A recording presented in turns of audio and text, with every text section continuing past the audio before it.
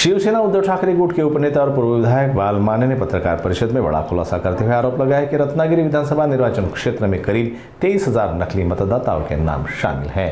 उन्होंने बताया कि इस मुद्दे की जानकारी समय रहते चुनाव आयोग को दी गई थी, लेकिन विधानसभा चुनाव के दौरान इस गंभीर विषय पर कोई ध्यान नहीं दिया गया।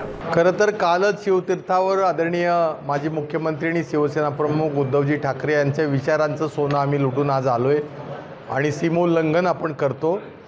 मला या निमित्तानं एक मुद्दा महत्त्वाचा मांडायचा आहे, तो केंद्रातले विरोधी पक्षनेते राहुल गांधी साहेबांनी जो मुद्दा मांडला होता वोट चोरीचा, त्या संदर्भातच रत्नागिरी 266 विधानसभा मतदारसंघामध्ये गेल्या विधानसभा निवडणुकीच्या वेळेला 23,000 मतदार हे बोगस म्हणजे दुबार वगैरे होते।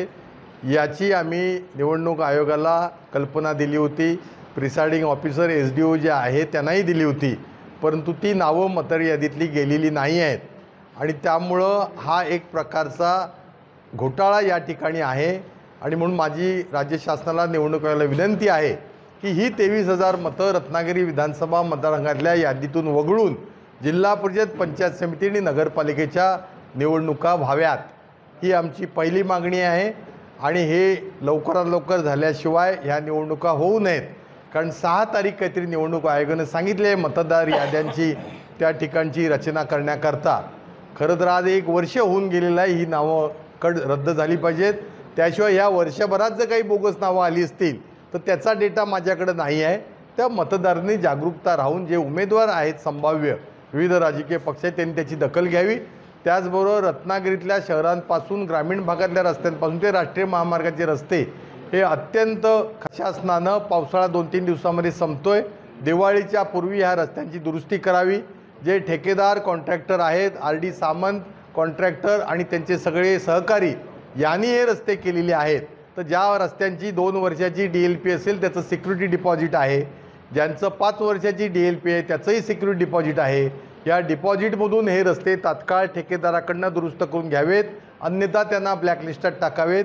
आणि रत्नागिरी नगरपालिकेतले रस्ते हे जर करण्याकरता त्यांच्याकडे जर पैसे नसतील तर या ठिकाणी जी घरपट्टी नगरपालिकेला मिळते त्या निधीतून त्यांनी हे रस्ते दुरुस्त केले पाहिजेत, अन्यथा आंदोलन करणार।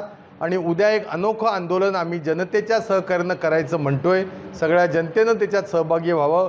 उद्या बरोबर दुपारी 12 वाजता आपण रत्नागिरी जिल्ह्यात कुठेही असा त्या ठिकाणी आपलं 2 wheeler, 3 wheeler, 4 wheeler, heavy vehicle जे असतील हे 5 मिनिटं रस्त्यावरती थांबवून चक्का जाम त्या ठिकाणी स्वयंस्फूर्तीनं आपापली वाहनं रस्त्यावरती थांबवावीत।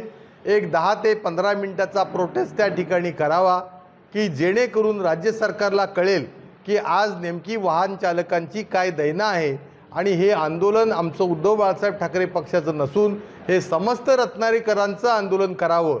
अन्यथा जे ठेकेदार आहेत या ठेकेदारांवर कारवाई करून नवीन ठेकेदारांकडून दिवाळीच्या पूर्वी ही कामं करून घ्यावी।